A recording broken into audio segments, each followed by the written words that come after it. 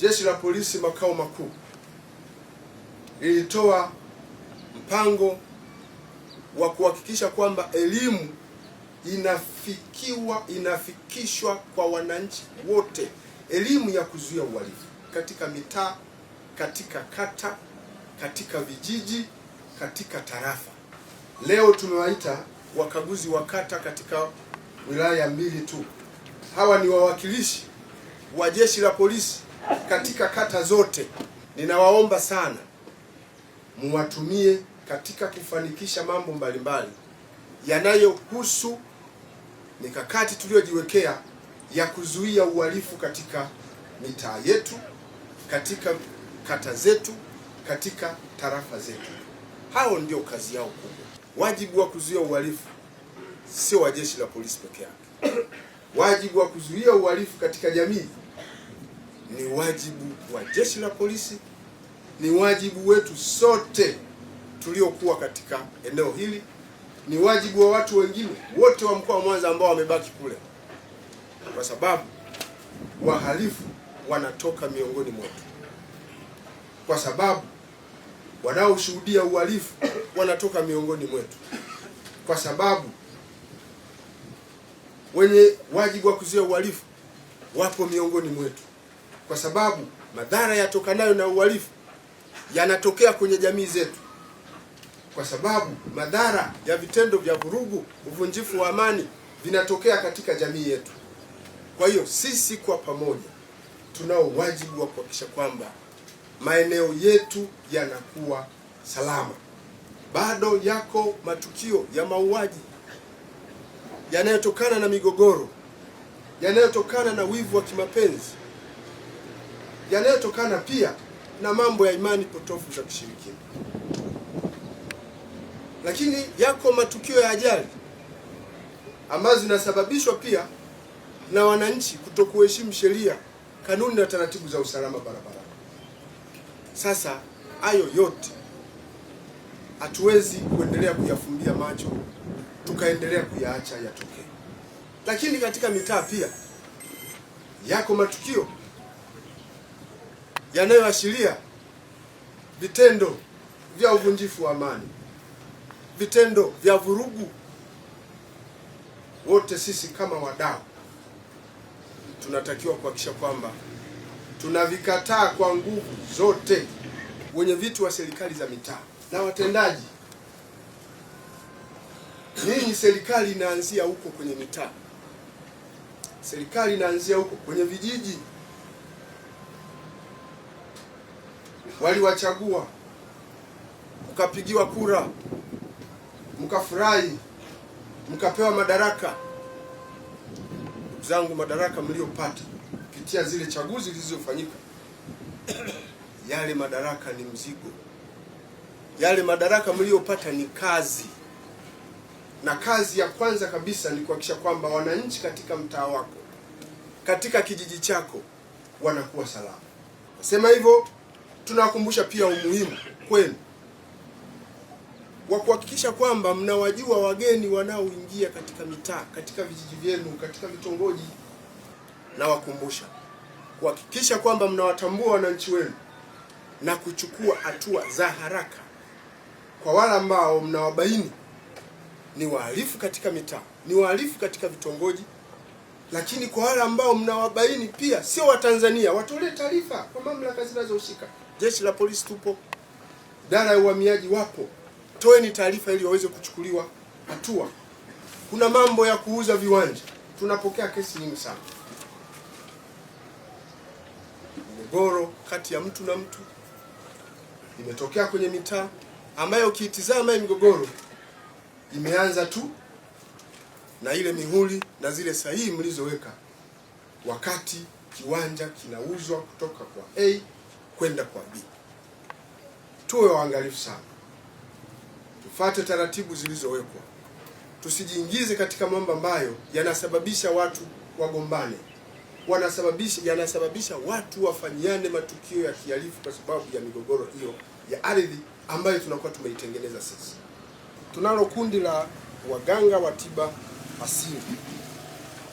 Pia tunawapongeza sana kwa huduma hizo mnazotoa. Wale wanaoshiriki kwenye hizo huduma huwa wanatuambia mnatoa huduma nzuri. Tuwaeleze ukweli wateja wanaokuja mbele zenu kuhusu utatuzi wa changamoto mbalimbali walizokuwa nazo. Kama mtu anaumwa, mpe ushauri aende hospitali. Usiendelee kuchukua hela za nini? Hospitali zipo, dispensary zipo, vituo vya afya vipo, hospitali kubwa za rufaa zipo. Tuwaelekeze watu wakapate tiba. Wewe tibu kile unachokiweza tu. Ramli chonganishi naomba isiwe sehemu ya tiba yenu. Unapotaja ramli chonganishi, ukichonganisha mtu na mtu unazalisha uhalifu, si ndio? Ukichonganisha mtu na mtu unazalisha uhasama. La mwisho, kwa waganga wa tiba asili, kupitia wiki tumeona pia tuwakumbushe, msiwadanganye watu. Najua ni wachache sana. Msiwadanganye watu na kuwaaminisha kwamba jeshi la polisi au vyombo vingine vya kiusalama haviwezi kuwakamata kwa madawa ya asili au mambo ya haya. Ndugu zangu, huo ni utapeli. Msishiriki kwenye mambo ya aina hiyo, kwa sababu mhalifu anafanya kosa.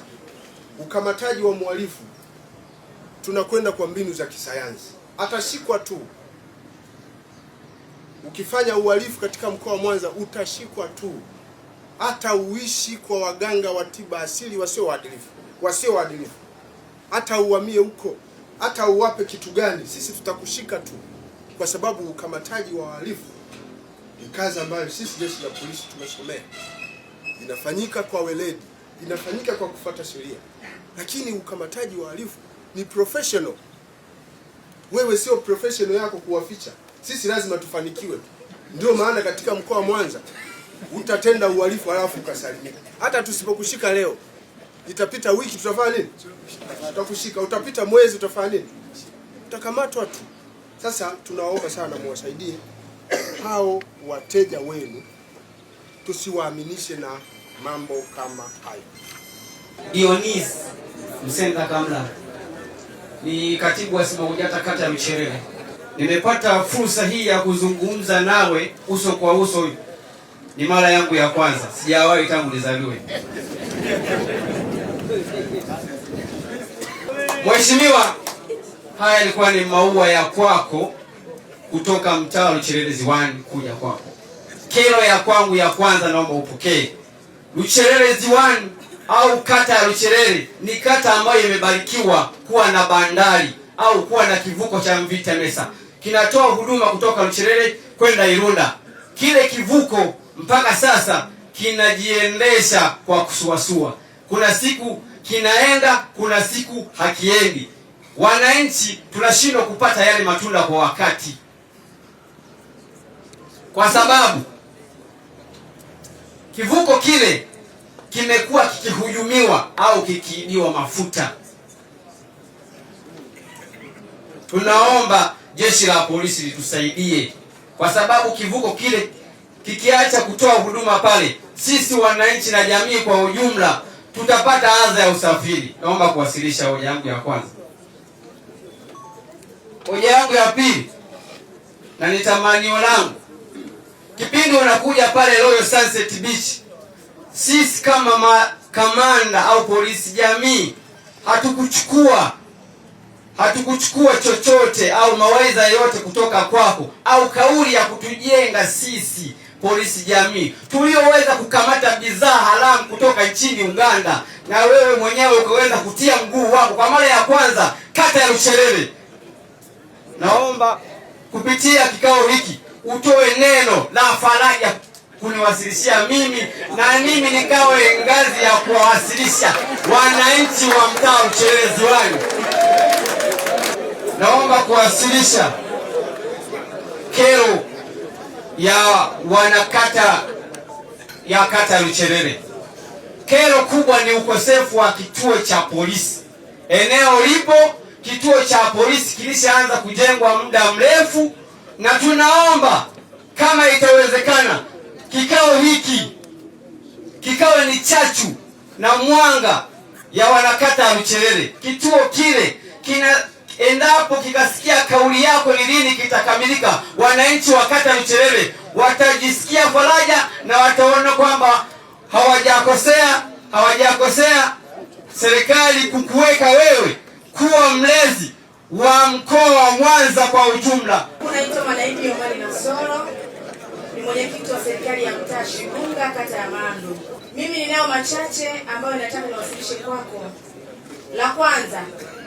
La kwanza ni juu ya vijana ambao wamezagaa mtaani, ambao kimsingi wanafanya biashara ya mtandao. Mheshimiwa RPC, imekuwa ni changamoto sana kwa vijana ambao wametolewa mikoani. Tunaposema tunapokea wahamiaji, pengine tunaweza kusema ni haramu au ni halali. Ni vijana ambao hatutambui wametoka mikoa mbalimbali, Simiyu, wametoka Geita, wametoka Kagera, lakini wamejigubika sana katika maeneo yetu kwa kufanya biashara ya mtandao. Mheshimiwa RPC, jambo hili limekuwa ni changamoto kubwa, kwa sababu pia ukianza kuhojiana nao wanakuambia wengine ni wanafunzi ambao wanataraji kuingia form 5 na vyuo, lakini ni wanajiingiza kwenye biashara ya mtandao. Nikuombe, kama biashara hii ni halali, basi watafute wale ambao sio wanafunzi ili kuweza kuendeleza ndoto zao za kimaisha.